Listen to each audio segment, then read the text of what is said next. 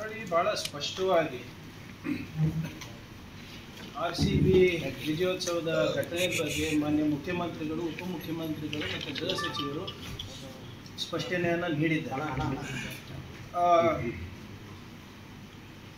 ಈ ಘಟನೆ ಆಗಬಾರ್ದಾಗಿತ್ತು ಅಂತ ವಿಷಾದ ಕೂಡ ಎಲ್ಲರೂ ವ್ಯಕ್ತಪಡಿಸಿದ್ದಾರೆ. ನಾವು ನಮ್ಮ ಕೈಲಿ ಏನೇನಾಯಿತು ಅವೆಲ್ಲನೂ ಕೂಡ ನಾವು ಮಾಡಿದ್ದೇವೆ. ತಾವು ಗೊತ್ತಿರೋ ಹಾಗೆ 18 ವರ್ಷ ಆದಮೇಲೆ ಮೊದಲನೇ ಬಾರಿಗೆ ಈ ಪಂದ್ಯವನ್ನು ಗೆದ್ದಿದ್ವಿ.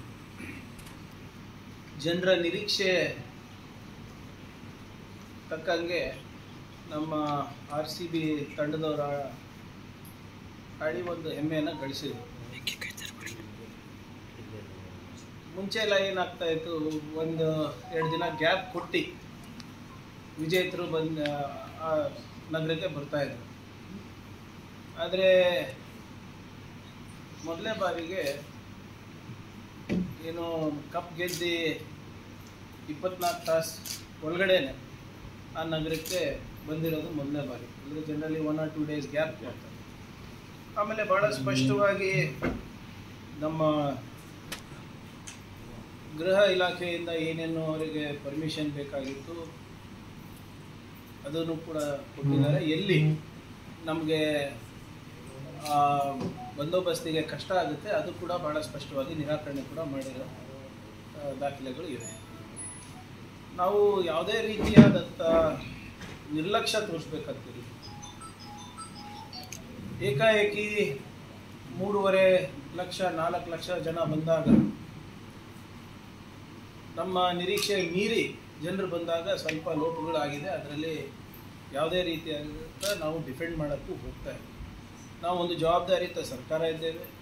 ಜವಾಬ್ದಾರಿಯನ್ನು ಆಗಲೇ ಮಾನ್ಯ ಮುಖ್ಯಮಂತ್ರಿಗಳನ್ನು ತಗೊಂಡಿದ್ದಾರೆ, ಉಪಮುಖ್ಯಮಂತ್ರಿಗಳು ಮತ್ತು ಗೃಹ ಸಚಿವರು ತಗೊಂಡಿದ್ದಾರೆ. ನಮ್ಮ ಕೈಲಾದಷ್ಟು ಕೂಡ ನಾವು ಮಾಡಿದ್ದೇವೆ. And we are accountable. ನಾವೇನು ನಮ್ಮ ಜವಾಬ್ದಾರಿಯಿಂದ ಜಾರ್ಕೊಂತಾನೂ ಇಲ್ಲ. ಬೇರೆ ರಾಜ್ಯಗಳಲ್ಲಿ ಇಂಥ ಘಟನೆಗಳು ನಡೆದಾಗ ಅಲ್ಲಿನ ಸರ್ಕಾರ ಏನು ಮಾಡಿದೆ ಮತ್ತು ನಮ್ಮ ಸರ್ಕಾರ ಏನು ಮಾಡಿದೆ ದಯವಿಟ್ಟು ಹೋಲಿಕೆ ಮಾಡಿ. ಜವಾಬ್ದಾರಿಯನ್ನು ಹೊತ್ಕೊಂಡು ಮಾನ್ಯ ಮುಖ್ಯಮಂತ್ರಿಗಳೇ